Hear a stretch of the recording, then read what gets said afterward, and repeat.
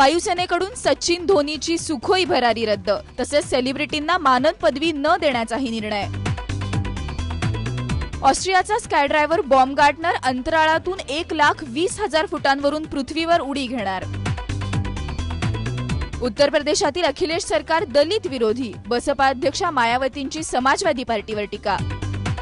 Master blaster Sachin Tendulkar आणि भारतीय cricket संघाचा कर्णधार महेंद्रसिंग धोनी यांना वायुसेनेनं जमिनीवर आणलंय, कारण सचिन धोनीची सुखोई भरारी रद्द करण्याचा निर्णय एअरफोर्सने घेतलाय. या दोघांनाही भारतीय सेना दलानं मानद पदव्या दिल्या आहेत. मात्र त्यानंतर हे दोघे एकदाही वायुसेनेकडे फिरकले नाहीत अशी तक्रार एका अधिकाऱ्यांनी केली आहे. इतकंच नाही तर यापुढे खेळाडू आणि सेलिब्रिटींना देण्यात येणारी मानद पदवी ही रद्द करण्यात येणार आहे.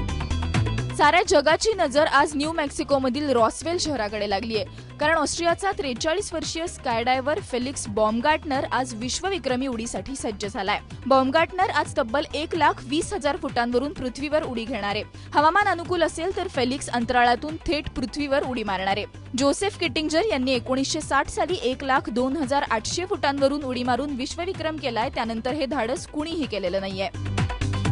बसपाच्या अध्यक्षा मायावती यांनी उत्तर प्रदेशातील अखिलेश सरकार दलित विरोधी असल्याची टीका केली आहे. महान दलित नेत्यांच्या मूर्तींची तोडफोड का केली असा सवालही मायावती यांनी केलाय. मुलायम सिंह हे सत्तेपर्यंत आरक्षणामुळेच पोहोचले असल्याचंही मायावती यांनी म्हटलंय. उत्तर प्रदेशात समाजवादी पार्टीच्या गुंडांचं राज्य सुरू असल्याची घणाघाती टीकाही मायावतींनी केली आहे.